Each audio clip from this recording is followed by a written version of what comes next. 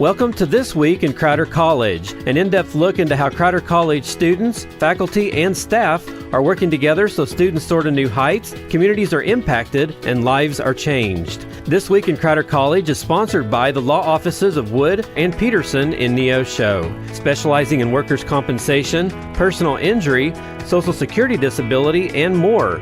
Learn more online at neoshoattorney.com. Now here's this week's edition of This Week in Crowder College.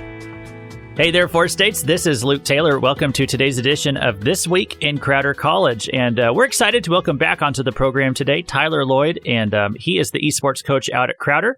And he's going to give us an update on how the season's been going this year. And so, hey, Tyler, thanks so much for joining us here on This Week in Crowder College. No problem. I'm happy to be here and represent Crowder for the community. I know we had you on a few months ago. You kind of gave us an overview of the esports program, and we'll do that again today in case anybody maybe missed that program. But first, I heard that you all are having a pretty good semester right now. Absolutely. So, esports programs are a lot like track teams in the sense of you have different events or different games that people play.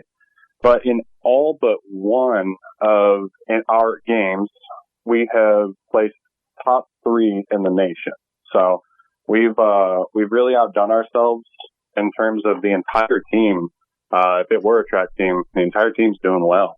And on top of that, we've had an undefeated season with one of our FC25 players.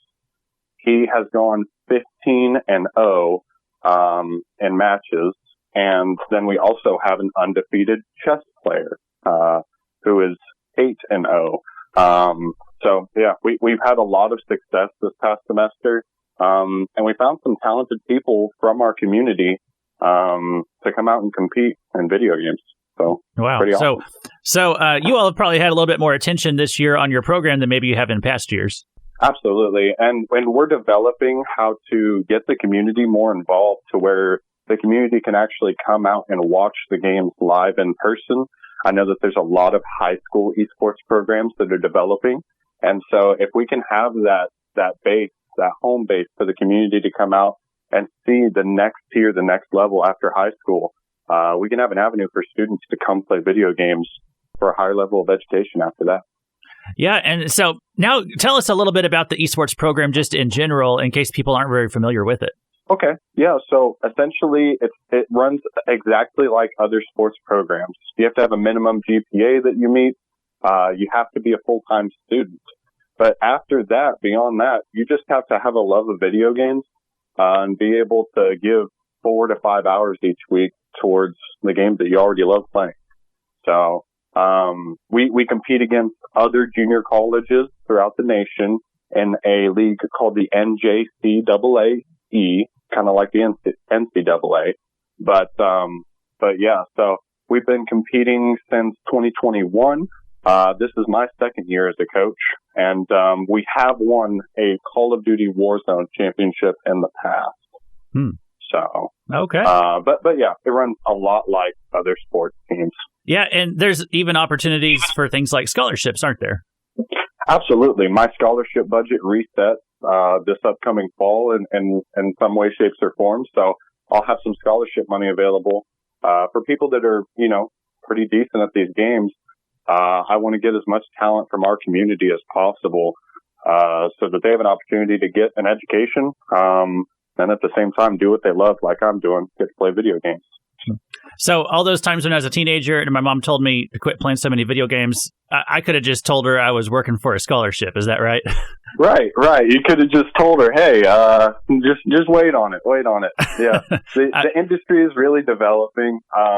It started out with high schools getting a lot of grants for esports programs. The junior colleges are stepping up, and then Division I, NCAA is now developing their own esports practices. So we're working from the ground up here. Yeah. I was just a man ahead of my time, I guess. Yeah, I was on the very verge there of it being a waste of my time. Not to go into a spiel or anything, but I've gotten an item on a video game that I opened, sold for real world money, and now put a down payment on a house. Wow. I can look my mom in the eyes and say, hey, it wasn't a waste of my time at this point, bought me a house. Well, hey, there you go. Crazy. All right. Well, hey, Tyler Lloyd, thanks so much for joining us again here on the program and for giving us that update. And congratulations to you all on how your season's going. No problem. Thank you so much, Luke. Thank you for all you do. I love listening to the show. Yeah, we'll talk again. Thank you for listening to This Week in Crowder College. This Week in Crowder College is sponsored by the law offices of Wood and Peterson in Neosho.